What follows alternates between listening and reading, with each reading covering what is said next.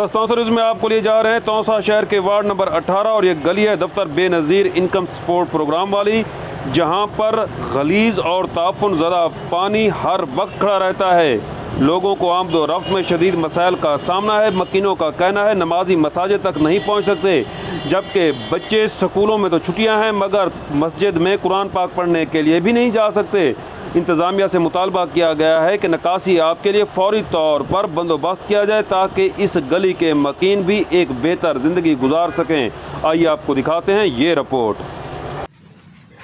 मोहतरम जनाब, एक गली है, एक गली दी नाली दे दे पे ये बिल्कुल फुल है। ये 12 दे टाइम तक एक गली दरवाजे ते पानी हो सी।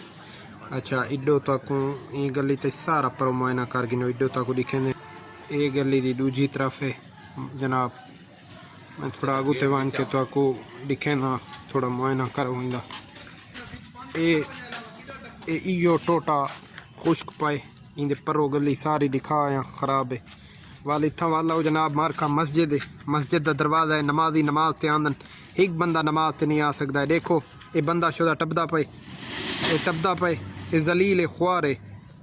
इनते देखो गली का ये हाल है। ये देखो, ये देखो, ये दादी आंदी पई है। दादी चाहे वे तेरा मौक़िफ़ क्या है? रास्ता है मैं कोई बिल्ला है बर्बादियां ना चल वोटे वेले या गरीब देसा ना लग को नहीं गरीब ना पता को नहीं करेगा। हाँ वोटे वेले आ वंदन। वोटे वेले आ वने ये देख दादी शोदी बेहोश है।